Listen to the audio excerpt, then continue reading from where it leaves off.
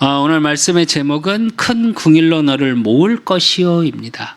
원어적인 뜻이 어떤 뜻이냐면 여기서 큰 궁일은 하나님이 저와 여러분을 향한, 인간을 향한 하나님의 억제할 수 없는 영원한 사랑을 얘기해요. 단순히 잠깐 있다 없어지는 사랑이 아니고, 그러고 너를 모을 것이요 라는 뜻은 무슨 뜻이냐? 포로된 이스라엘, 흩어져 있는 모든 사람, 하나님의 자녀들을 회복시키신다는 얘기입니다. 하나님의 억제할 수 없는 영원한 사랑 속에 모든 것을 회복시키는 축복 속에 있는 저와 여러분.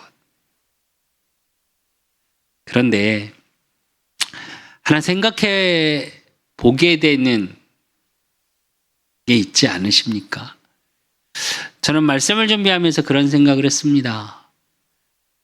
그 하나님의 억제할 수 없는 사랑, 지난주에 말씀 받았던 것처럼 정말 우리의 모든 죄짐을 담당시키시며 하나님이 말씀으로 약속하신 그 약속을 지키시기 위해, 또 우리를 구원하시기 위해 하나님이 사람의 몸을 입고 와서 이 땅에 죽으시기까지 한 예수 그리스도의 은혜 속에 있는 나인데, 왜 우리의 인생은 역경과 고난이 있을까요?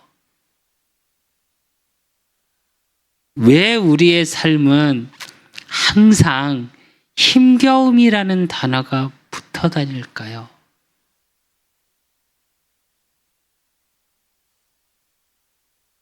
또 반대로 얘기하면 모든 것을 회복시키시고 그리스도 예수 안에 있는 은혜 가운데 하나님이 지금 나와 함께 하심의 비밀 속에 있는 저와 여러분인데, 왜 우리 마음에는 평안과 기쁨과 확신과 믿음이 있는 것이 아니고 늘 불평과 불안함과 염려 속에 있는 걸까요? 또 반대로 얘기하면요, 여러분은 역경과 고난의 시간이 왔을 때 무엇을 생각하십니까? 무엇을 생각하시면서 그 시간을 이겨내고 계십니까? 어떤 거에 위로를 받으며 그 위로 속에 어떤 사랑을 느끼며, 또 이 역경과 고난의 시간이 어떻게 지나갈 거라고, 그 시간이 지난 후에 어떠한 보장을 갖고 계십니까?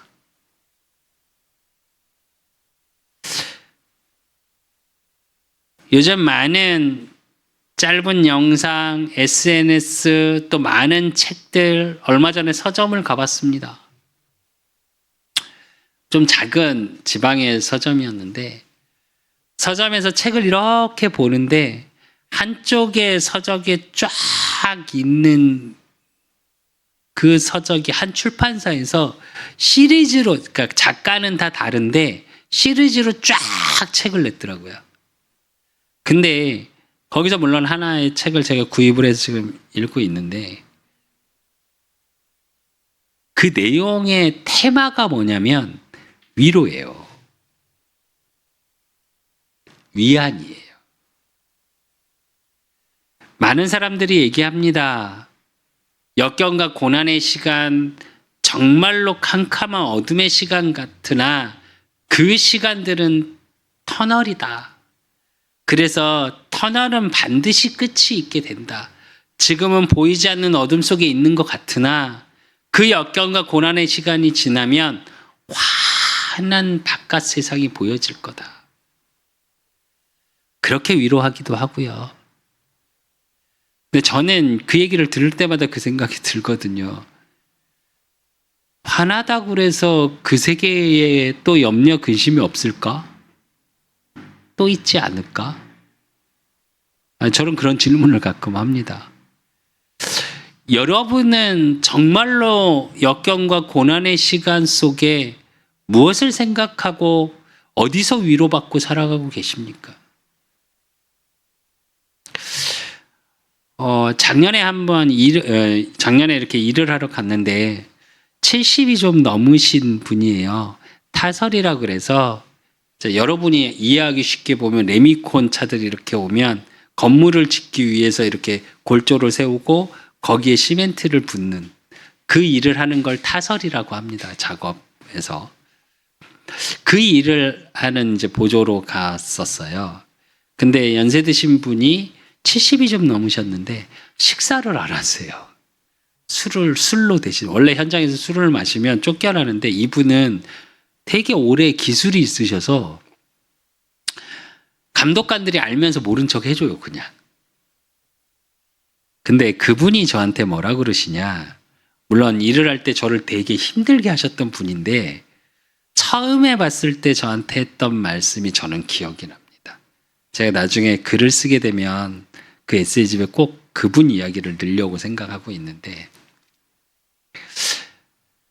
동생아 그러세요 저한테. 그러시면서 뭐라 그러냐. 제가 일용직으로 처음 가서 일을 했는데 저 일을 하는 걸 보시더니 그런 이야기를 하시더라고요. 내 나이가 70이 넘었다. 내가 이 일을 한 지가 50년이 넘었어. 근데 참 인생이 더럽다. 그러시면서 뭐라 그러시냐. 하루살이처럼 살지 마. 그러시더라고요. 내가 그렇게 오래 일을 했는데 하루살이처럼 살아온 것 같아. 그래서 이 나이 먹어서도 이 일을 하고 있어. 무슨 말이냐? 기술은 있죠. 아까 말씀드렸던 것처럼 오래 일한 경험도 있죠. 근데 뭐라 말씀하시냐? 안 즐겁대요. 그래서 내가 술을 마실 수밖에 없어. 그러시더라고요. 그 이야기를 들으면서 무슨 생각이 들었냐? 그 하루살이처럼 살지 마의 뜻은 무슨 뜻이 있었냐? 소망이에요. 그리고 내 인생에 대한 분명한 계획과 보장이에요. 그게 없으셨던 거예요. 여러분의 역경과 고난의 시간 동안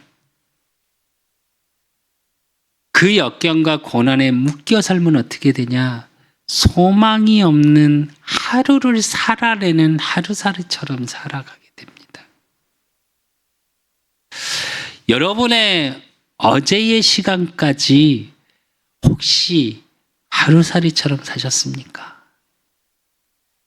아니면 역경과 고난을 통해 내 미래를 그리면서 소망을 갖고 살아가셨습니까?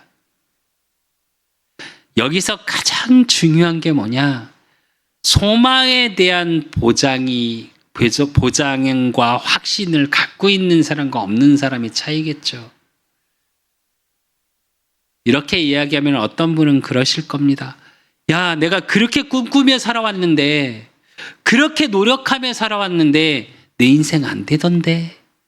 그래요. 그럴 수 있죠. 참 열심히 사셨는데 하루하루 나름 참 열심히 살았고 노력하며 살았는데 내 인생 안 되던데 라고 말씀하시는 분도 있을 수 있을 겁니다. 그런데 그게 왜 그런 줄 아십니까? 모든 사람은 역경과 고난의 시간이 있습니다. 우리가 보기에는 돈이 많고 명예가 있고 높은 자리에 있고 성공의 자리에 있을지라도 똑같고요. 또 돈이 없고 어렵게 살고 힘겹게 사는 분들도 똑같고요. 차이겠죠. 그러나 역경과 고난으로 느끼는 건 똑같이 옵니다. 그 시간 속에 분명한 것을 가지고 있는 사람과 없는 사람의 차이 아닐까요? 역경과 고난이 나를 만들어가는 시간이요. 그 시간을 통해서 나를 돌아보고 내 앞에 인생을 그려보는 사람이 있을 거고요. 그 역경과 고난의 무게 때문에 주저앉아서 도저히 일어나지 못할 정도로 힘겨워하는 분이 있을 거고요.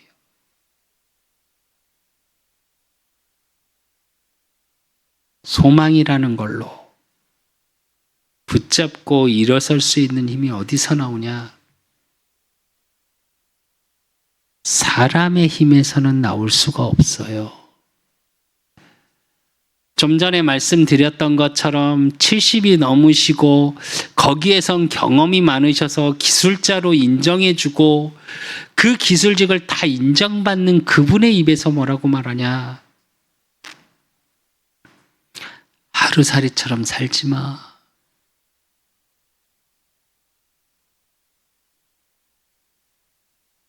그러기 위해서 저와 여러분에게 뭐가 있어야 되냐? 현실에 부딪히는 역경과 고난이 아닌 그것을 이길 수 있는 내 속에서 일어나는 힘이 있으셔야 돼요. 내 속에서 일어나는 분명한 보장과 확신이 있어야 돼요. 그렇게 열심히 노력하고 사는데 왜 안 되냐? 성경에선 말합니다. 운명사주 팔자에 묶여 살기 때문이라고. 하나님의 형상대로 창조된 인간이 하나님을 떠나 영이 죽어버려서 하나님과 함께할 수 없는 인생이 되어지면서 너희 아비 마귀에서 났으니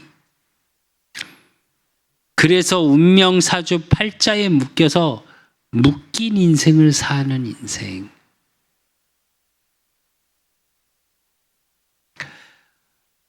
우리 아들 친구 중에 하나가 교회를 다니다가 지금 무속인이 된 친구가 하나 있습니다.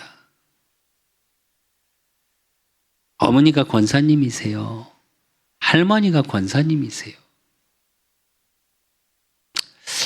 그러다가 제가 만나자고 그러는데 계속 피하더라고요. 굉장히 친하게 지내다가.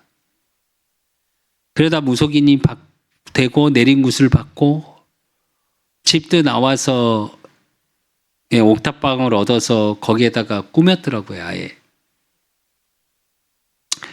나름 맨날 SNS에 요즘 젊은 무당답게 막 상담한 걸 올리고 그러더니 어제 올린 SNS에 올라왔더라고요. 몸이 너무 안 좋아서 당분간은 방문 상담을 못합니다.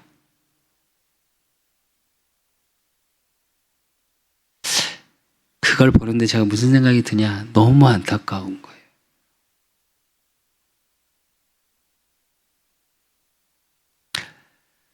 교회를 다녔죠. 하나님을 만나지 못한 거예요.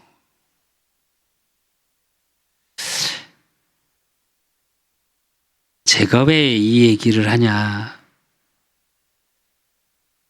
하나님 외에 다른 것을 붙잡고 살아가면 잠깐은 시원한 것 같아요. 잠깐은 해결되는 것 같아요.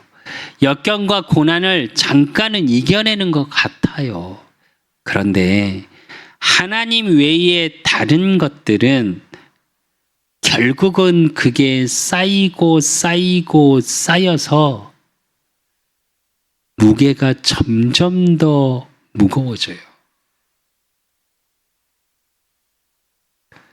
그래서 역경과 고난의 시간을 통해서 무언가 새로워지고 정말로 바른 소망이 발견되어지고 이런 삶이 아니고요.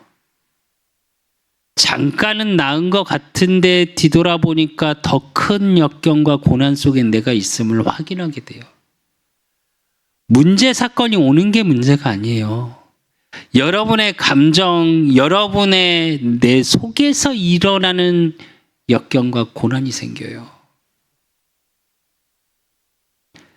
바로 붙잡으셔야 돼요. 바른 보장 속으로 들어가셔야 돼요. 그래서 하나님 말씀하십니다. 영접하는 자, 곧 그 이름을 믿는 자들에게는 하나님의 자녀가 되는 권세를 주셨다. 하나님을 만나는 길이요 진리요 생명 되신 그분이 누구냐? 예수 그리스도입니다.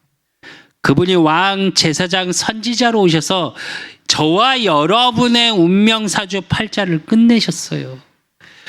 저와 여러분의 죄로 와 있는 저주 재앙을 끝내셨어요. 십자가에서 대신 지시고. 그분을 나의 구주로 믿고 고백할 때 여러분의 삶이 바뀌는 거예요.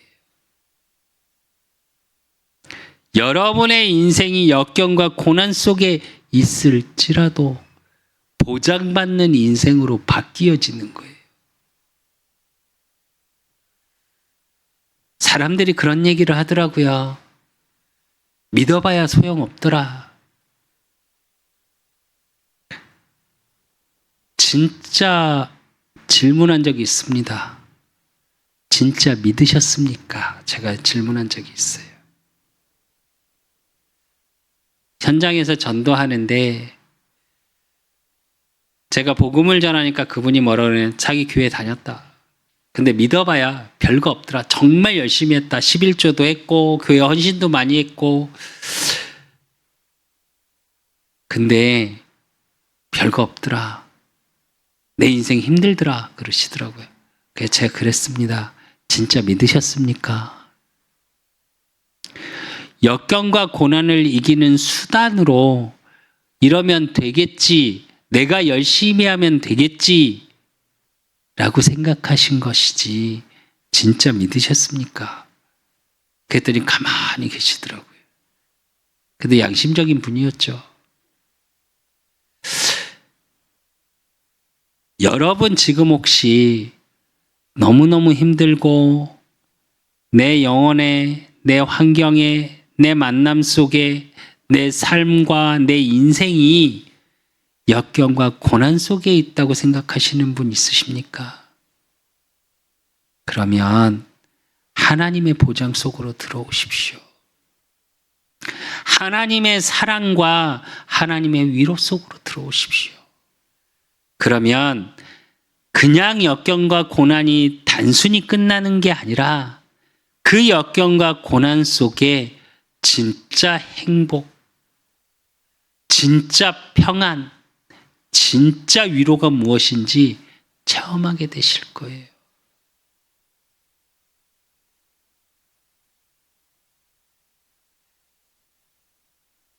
아무것도 염려하지 말고 감사함으로 하나님께 아뢰랍니다. 그러면 모든 지각에 뛰어난 하나님의 평강이 너희의 마음과 생각을 지키신답니다. 여러분의 생각, 마음, 영혼을 지키시는 하나님, 위로의 하나님을 만나십시오.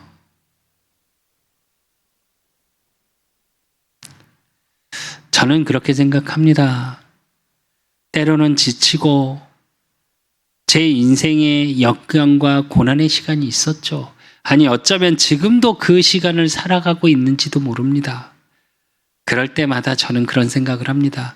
그려봅니다. 제 인생을. 하나님을 만난 전과 만나기 전과 만난 후의 나의 인생을 한번 그려봅니다.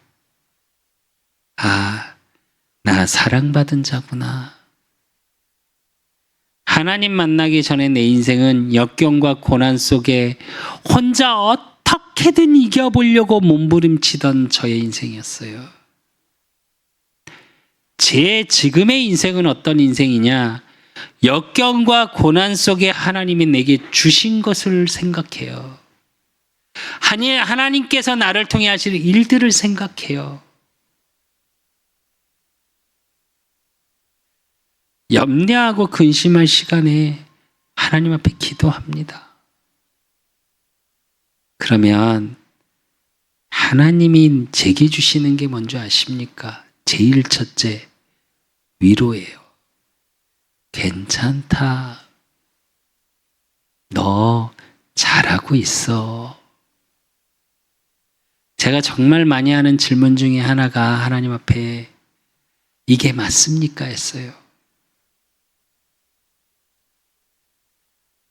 인생 살아가는데 너무 버거운 거죠. 내가 진짜 바른 길을 가고 있나? 바른 삶을 살고 있나? 근데 그런 나를 그냥 하나님 앞에 내어놓으면 하나님은 제게 말씀하세요. 그래.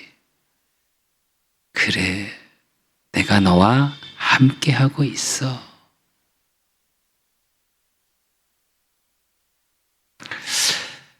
진짜 여러분의 삶에 하나님의 큰 긍휼이 임해서 하나님의 큰 사랑으로 인하여 역경과 고난의 시간 속에 진짜 하나님을 만나고 그 역경과 고난을 통해 여러분의 인생이 전부 바뀌어지는 참 축복의 증인 되시기를 예수 그리스도 이름으로 축원드립니다. 오늘 말씀을 통해 여러분이 확인해야 될 게 뭐냐? 정말 포로에 묶여서 고난의 시간, 역경의 시간을 보내고 있는 이스라엘 민족에게 이사야 선지자를 통해서 하나님이 말씀하십니다. 큰 긍휼로 너를 모을 것이요. 그런데 7절에 보면 그 앞절이 더 중요해요. 내가 잠시 너를 버렸으나. 이렇게 그냥 우리 한글로 의미를 보면 하나님이 우리를 버리신 것 같잖아요. 원어적인 뜻은 이 뜻이 아닙니다. 우리가 하나님을 버린 거예요. 이스라엘 민족이 하나님을 버린 거예요. 그래서 온 포로의 삶, 그걸 하나님이 내버려 두신 거예요. 하나님이 버리신 게 아니라. 그걸로 와 있는 포로의 삶, 그걸 내버려 두셨던 거예요. 그런데 뭐라고 그러시냐? 잠시, 그건 잠깐이다. 그러면서 큰 긍휼로 너를 모을 것이요. 큰 긍휼로 억제할 수 없는 하나님의 영원한 사랑으로 모든 걸 회복시킬 거야 라고 말씀하고 계세요. 그래서 여러분, 오늘 말씀을 통해 여러분이 응답으로 또 우리 그사랑교회를 통해 또 현장에서 예배드리고 있는 모든 하나님의 자녀들이 확인해야 될 게 뭐냐? 포로에서 회복을 약속하신 하나님임을 믿고 확인하셔야 돼요. 오늘 54장 1절에 보면 잉태하지 못하며 출산하지 못한 너는 노래할지어다. 상고를 겪지 못한 너는 외쳐 노래할지어다.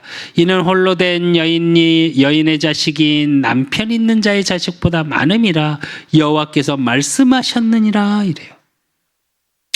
이 말씀을 그냥 읽으면 이해가 안 되시죠? 잉태하지 못하며 출산하지 못한 너는 노래하래요. 그러면서 뭐라고 그러시냐? 상고를 겪지 못한 너를 외쳐 노래할지다. 이는 홀로 된 여인의 자식이 남편 있는 자의 자식보다 많음이라 이래요. 말이 됩니까? 남편이 없는데 남편 있는 사람보다 자식이 더 많을 거래요. 근데 이 말의 의미는 의역입니다. 의역. 정확히 말하면. 무슨 얘기냐? 아브라함에게 자녀를 약속하시죠. 하나님이. 사라에게 이삭을 약속하시는데 의미를 잘 생각하셔야 돼요. 분명히 경수가 끊어진 사라에게 후대를 주실 거라 약속하시는데 그 전에 인간이 할 수 없는 그 속에서 아브라함에게 뭐라고 약속하세요? 무별처럼 네 후대가 많을 거라고 약속하세요. 무슨 얘기냐? 잉태하지 못하며 출산하지 못한 너, 이 의미는 하나님을 알지 못해서 고통 속에 있는 생명 없는 삶을 사는 이스라엘 민족을 얘기하는 거예요. 그런 이스라엘 민족에게 뭐라고 말씀하시냐? 모든 것을 가진 자, 남편이 있는 여인은 그걸 얘기해요.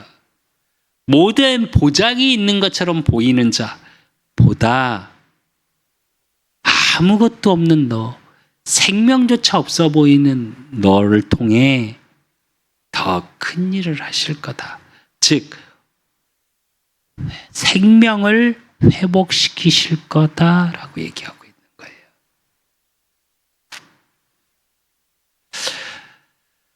이게 정말로 중요한 게요, 여러분. 정말 모든 게 주저앉았고 끝났다고 혹시 생각하시는 분 계십니까? 내 인생엔 도저히 소망과 희망이 없어 라고 생각하시는 분 있으십니까? 묶이지 마시고 하나님의 언약의 말씀을 붙잡으십시오.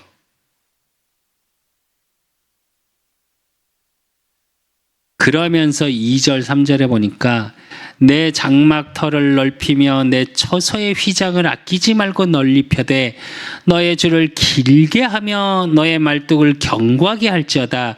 이는 내가 좌우로 퍼지며 내 자손은 열방을 얻으며 황폐한 성읍들은 사람 살 곳이 되게 할 것임이라 이래요. 하나님이 모든 생명을 주시고 회복시키시는데 어떻게 회복시키시냐? 사방으로 확장시키신대요. 그러면서 열방을 소유하게 하신대요. 그러면서 뭐라고 그러시냐? 버려진 성읍에 사람이 살 것이다. 이건 뭘 얘기하냐? 모든 것을 회복시킨다. 살리는 자가 될 것이다 라는 얘기예요. 말씀을 정말 잘 붙잡으셔야 돼요. 지금의 어려움, 힘겨움 때문에 소망이 없다고 생각하시는 분 계십니까? 어제 잠깐 이제 저희 둘째하고 셋째하고 저녁을 같이 먹고 이제 헤어져서 저희 인경 사모하고 둘이 이렇게 집을 걸어오면서 이런 이야기를 했습니다. 자기가 뭐 수창이나 수철이나 수빈이는 걱정이 안 돼. 우리 뭐 큰아이 얘기하면서 사실은 조금 걱정이 되는데 그러면서 뭐라고 얘기하냐? 진짜 걱정은 우리의 노후야. 우리 노후에 어떻게 해? 그런 걱정이 된다고 요즘. 제가 그런 얘기를 했습니다. 정말 감사하게도 저희 부모님에게 저희가 용돈을 드려야 되진 않아요. 저희 어머니 아버지가 더 훨씬 부자시거든요, 저보다. 또 우리 자녀들도 너무 감사하게 제가 도움을 줘서 살아야 될 정도 아니게 정말 열심히 성실하게 너무 잘 살아주고 있어요. 그래서 제가 그랬어요. 너하고 나하고 둘만 잘 살면 될 것 같다. 생각해 본 적 있다. 근데 사실은 내가 조금 걱정되는 건 내 건강 때문에 조금 걱정은 된다. 작년부터 이제 일을 하게 돼서 경제적인 조금 어려움 때문에 일을 하면서 제가 목회를 하고 있는데 작년에는 돈이 정말로 너무 경제에 어려움이 있다 보니까 정말로 일이 있다면 정말 열심히 밤낮 안 가리고 가서 일을 했어요. 그랬더니 올해가 딱 되니까 안 아프던 곳이 막 아파요. 제가 이제 주기적으로 먹는 약이 있는데 그 약에 진통제가 있거든요. 근데 약을 조금 안 먹으면 바로 잔통증들이 너무 많이 와요. 사실은 그게 조금 걱정은 된다. 그런데 그런 생각은 든다. 무언가 크게 노후가 걱정되고 두렵다는 생각은 안 든다. 그냥 진짜로 하나님이 만약에 우리 그 사람 교회에 크게 문을 열어가시지 않는다 해도 나이 먹어서 이렇게 살면 되지 않을까. 이러면 그냥 너하고 나하고 이 정도면 살 수 있지 않을까? 너무 감사하게 우리 자녀들 참 잘 자라주고 있고 성실하고 그러면 되지 않을까? 그런 이야기를 했습니다. 제가 왜 이 얘기를 하냐? 지금의 환경 어려움 때문에 미래에 대한 두려움 속에 살지 마십시오. 최소한 하나님의 자녀라면 그렇게 살지 마세요.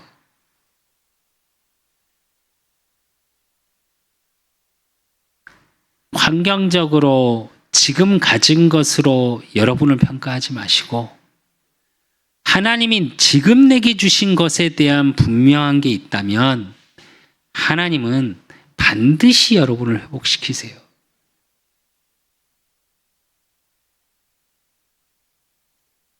분명히 하나님이 이렇게 말씀을 하셨는데도 두려워한 과거의 상처로 포로된 삶으로 지금의 현재의 삶의 모습에 두려워할 이스라엘 민족을 아시고 하나님이 또 말씀하세요.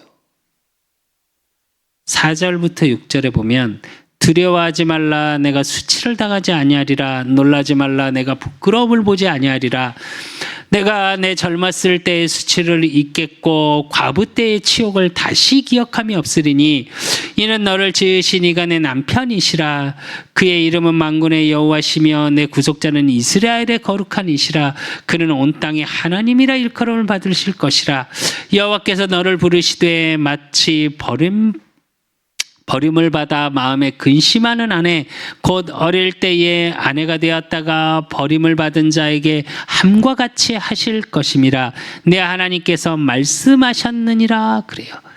이 말씀의 뜻이 무슨 뜻이냐? 청년의 때 이거는 뭘 얘기하냐? 애굽의 노예 시절을 얘기해요. 또 과부의 수치는 뭐냐? 지금 바벨론에 포로된 상태를 얘기해요. 과거를 쭉 얘기하시면서 뭐라고 하냐? 다시 기억함이 없으리니 그래요. 다시 노예되거나 포로되거나 하지 않게 하실 거니까 그거의 현재 상황에 매여서 두려워하지 말라.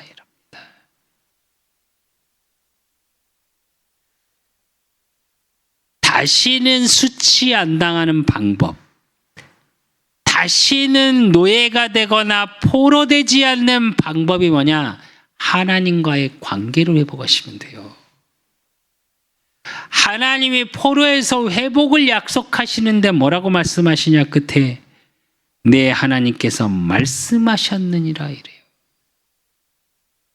여기에 의미 뭐가 다 들어있냐? 관계만 회복하면 된다.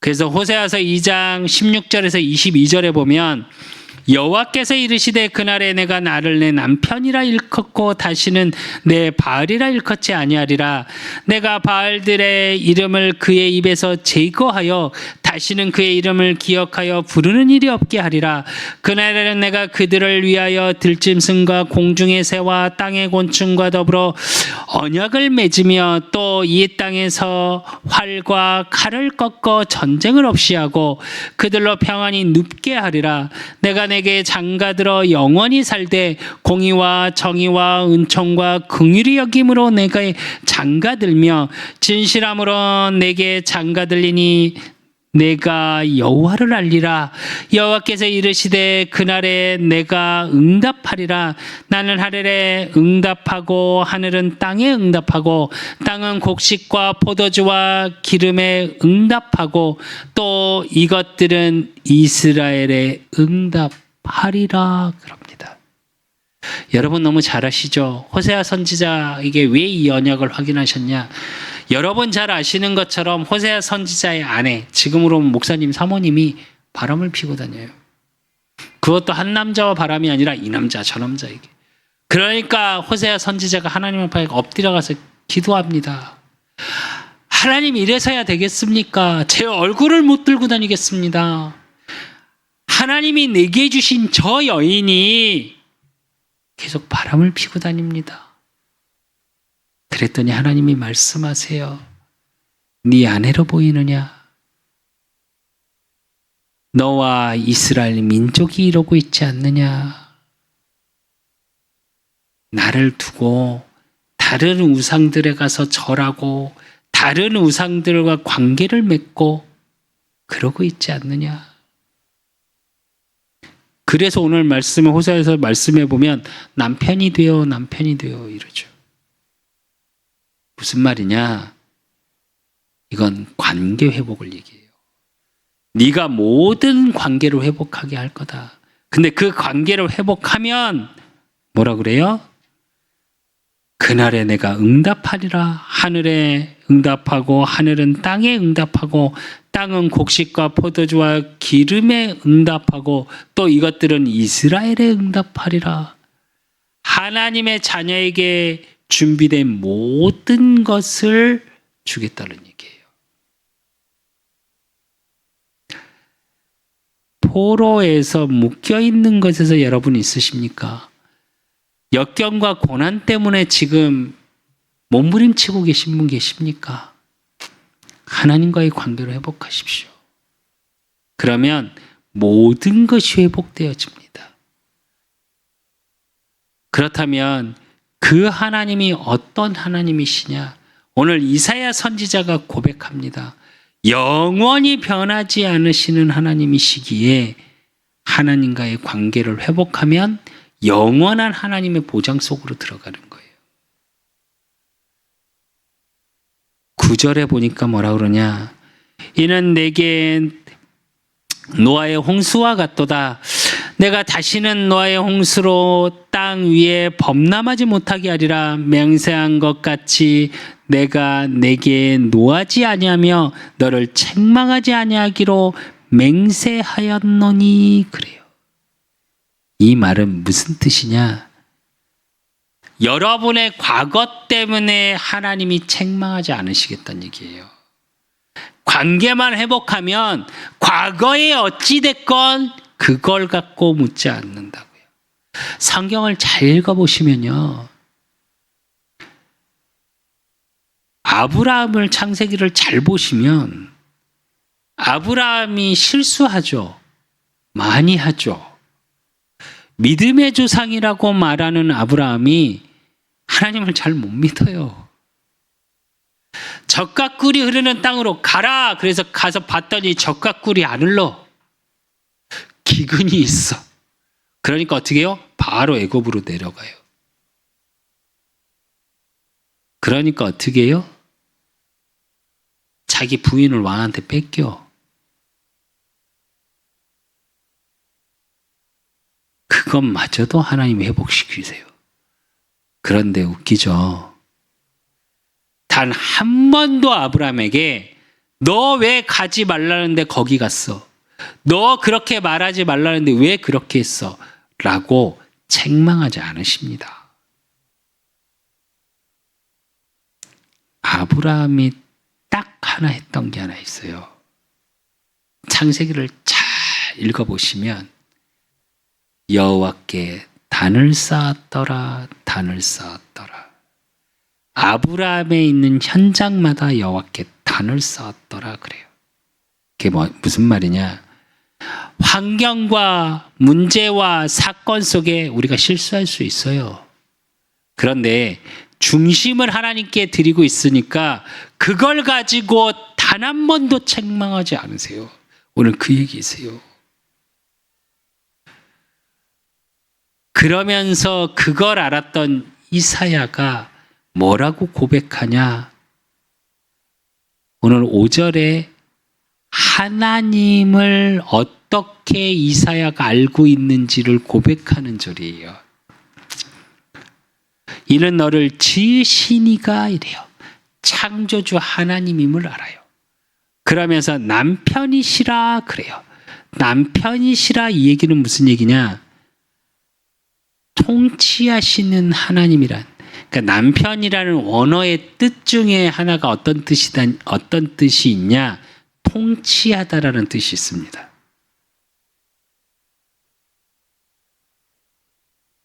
그러면서 뭐라고 고백하냐? 만군의 그의 이름은 만군의 여호와시며 이래요. 만군의 여호와는 뭘 얘기하냐? 하나님의 절대 주권 속에 있는 하나님의 권능을 얘기하는 거예요. 그러면서 뭐라고 말씀하시냐? 내 구속자는 이래요.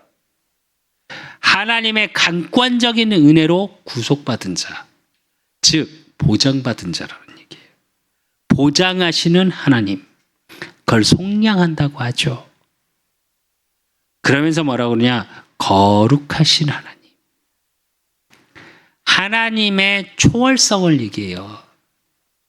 여기서 거룩하다니까 저와 여러분이 아는 것처럼 유교적인 거룩함이 아니라 신적인 거룩함을 말해요. 즉 우리가 할 수 없는 모든 인간으로서 생각할 수 없는 것들, 인간의 모든 것을 초월하신 하나님. 그러면서 뭐라고 얘기하냐? 그는 온 땅의 하나님이라 이래요. 이게 정말 중요한 얘기입니다. 우리가 말하는 그냥 온 땅의 하나님 이 수준이 아니고 온 땅이 하나님을 인정할 수밖에 없다라는 고백이에요.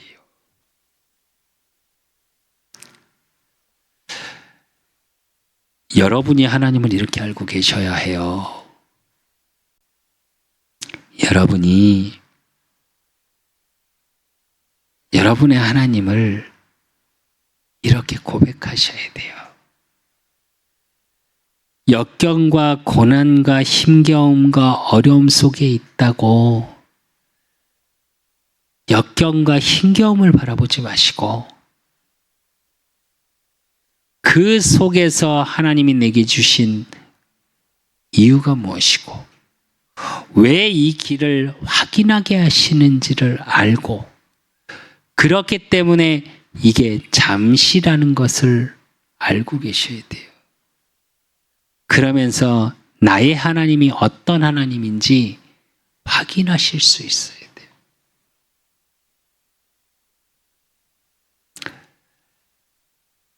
그러고 54장 11절부터 그러고 나서 10절에 보면 뭐라 그러시냐? 산들이 떠나며 언덕들은 옮겨질지라도 나의 자비는 내게서 떠나지 아니하며 나의 화평의 언약은 흔들리지 아니하리라.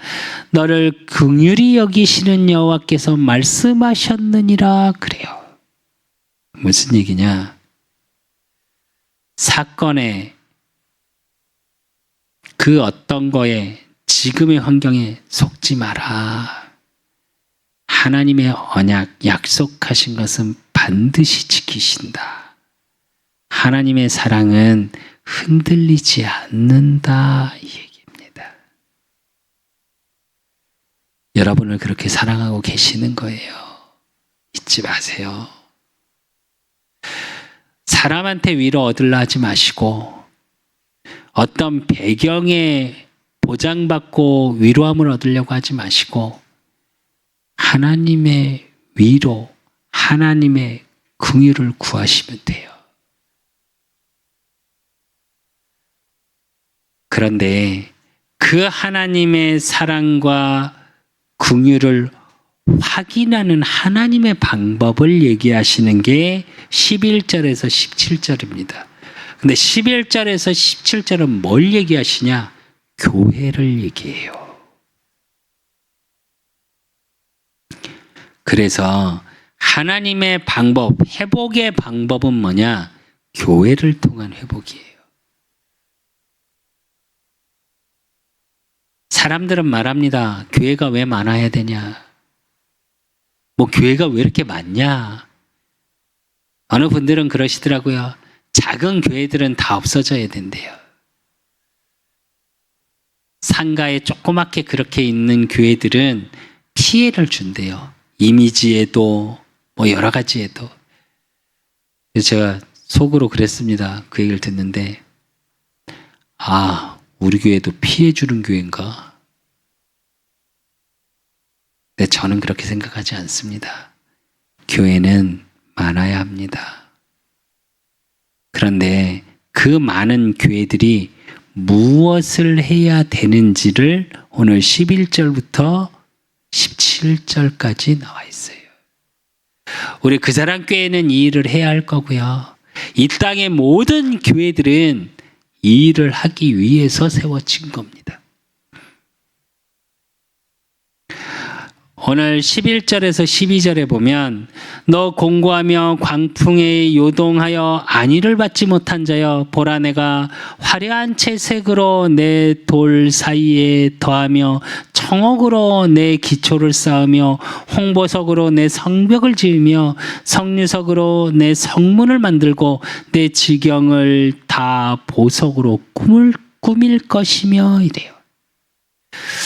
계시록 21장에도 금, 보석을 쭉 얘기하면서 시온을 얘기합니다. 천국을 얘기하면서 그 비유로 뭐 얘기하냐? 교회를 얘기해요. 이 이야기는 무슨 의미냐? 하나님이 그만큼 교회를 소중히 여기신다는 얘기예요. 오늘 말에 뭐 청보석, 그게 뭐냐? 루비, 수정, 홍수정 이런 것들이에요. 가격으로 하면 어마어마한 거겠죠. 무슨 얘기냐? 교회의 가치를 얘기해요. 그런데 그 교회의 가치를 얘기하기 전에 뭐라고 얘기하시냐? 너 공고하며 광풍에 요동하여 안위를 받지 못한 자여 그래요. 무슨 얘기냐? 공고한 자. 요동하여 안위를 받지 못한 자. 위로받지 못한 사람. 공고하다라는 뜻은 원어적인 뜻이 무슨 뜻이냐? 쉽게 말하면 황폐해진 상태를 얘기해요. 경제적으로, 육신적으로, 영적으로.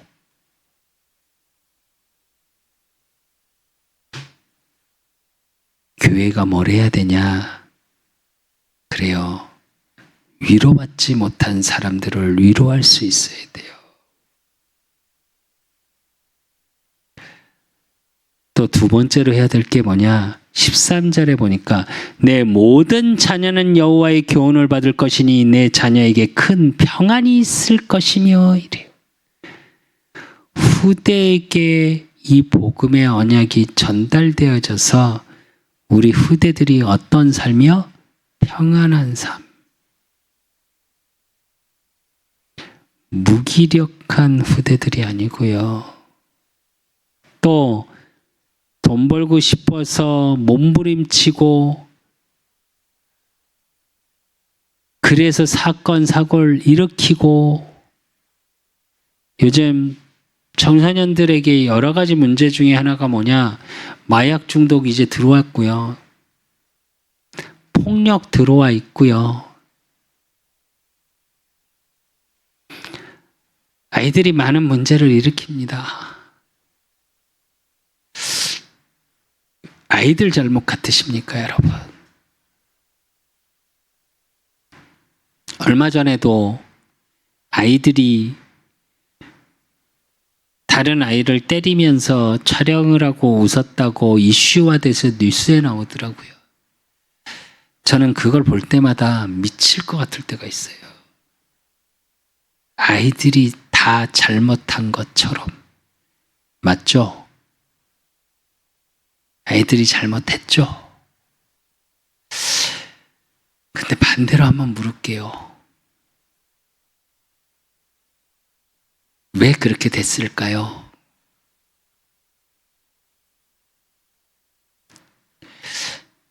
대부분 부모님 잘못 아닐까요? 어른들의 잘못 아닐까요? 그 아이들이 그럴 수밖에 없게 되어진 그거, 평안이 없기 때문이에요. 미래가 없다고 생각하기 때문이에요.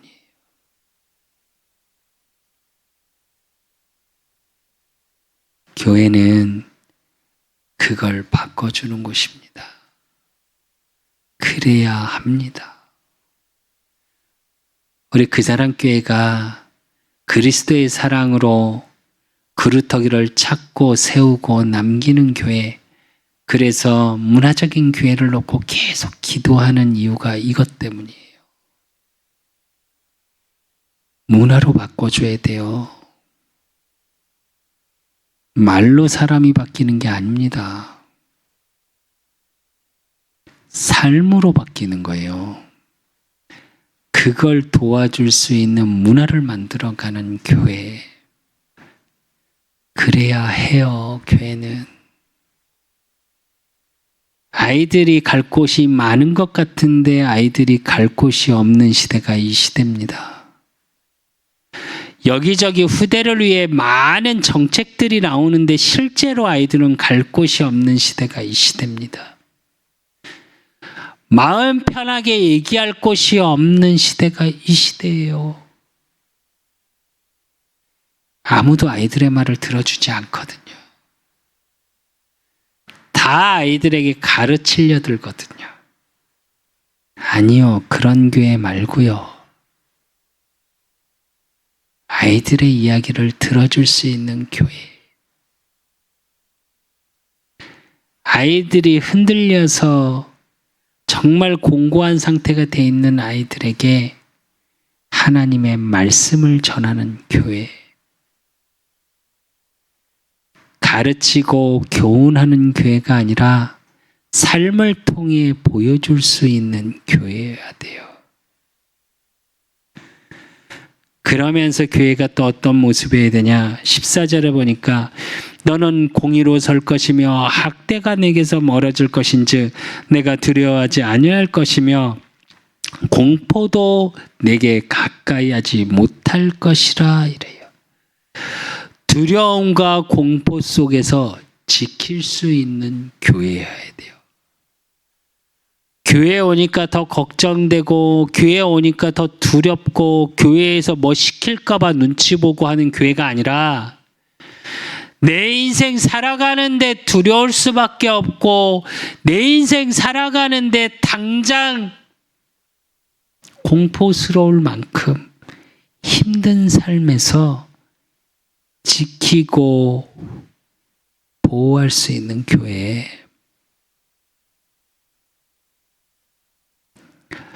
그러면서 15절에서 17절에 보면 보라 그들이 분쟁을 일으킬지라도 나로 말미암아 아니한 것이니 누구든지 너와 분쟁을 일으키는 자는 너로 말미암아 패망하리라. 보라 숯불에 불어서 자기가 쓸만한 연장을 제조하는 장인도 내가 창조하였고 파괴하며 진멸하는 자도 내가 창조하였은즉 너를 치려고 제조된 모든 연장이 쓸모가 없을 것이라.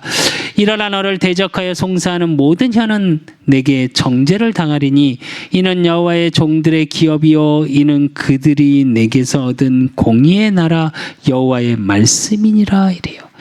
뭘 얘기하냐? 분쟁을 끝내는 교회가 돼야 돼요.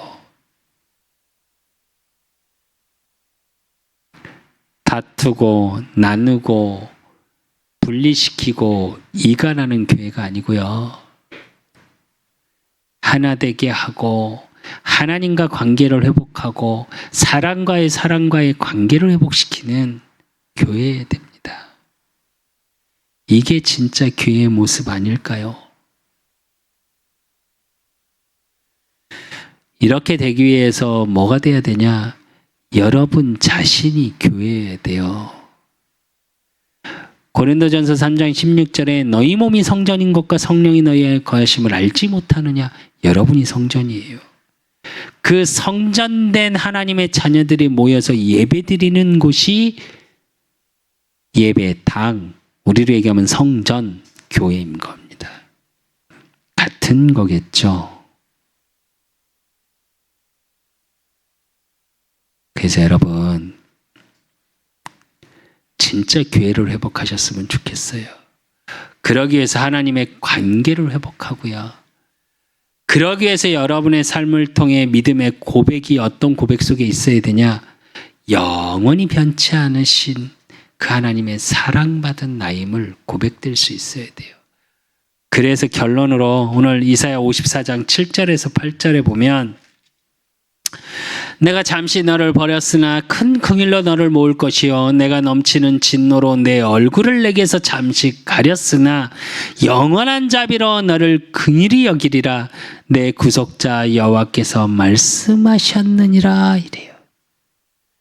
그래서 역경과 고난은 잠시입니다. 두려워하지도 마시고 염려하지도 마시고 그 역경과 고난 지나가는 시간표일 뿐이에요. 그러고 뭐라 그러시냐? 큰 긍휼로 너를 모을 것이요. 원어적인 뜻이 억제할 수 없는 하나님의 영원한 큰 사랑을 받은 자예요. 잊지 마십시오. 그러면서 뭐라 그러시냐? 영원한 자비로 너를 긍휼히 여기리라 내 구속자 여호와께서 말씀하셨느니라 이래요. 뭘 얘기하냐? 내가 한 내 말에 하나님이 보장하시겠다. 하나님이 말씀하신 하나님의 약속을 하나님이 보증하시겠다는 얘기예요. 그래서 하나님의 보증 속에 있는 나, 임을 잊지 마십시오. 그러기 위해서 언약을 붙잡고 계세요. 역경과 고난 속에 그 잠시의 시간 속에 공고하고 흔들리지 마시고 하나님의 언약을 붙잡고 일어서십시오. 그러면 여러분의 삶을 통해 그 하나님의 큰 사랑이 임했고 그 사랑을 증거하는 반드시 증거거리가 넘쳐날 겁니다.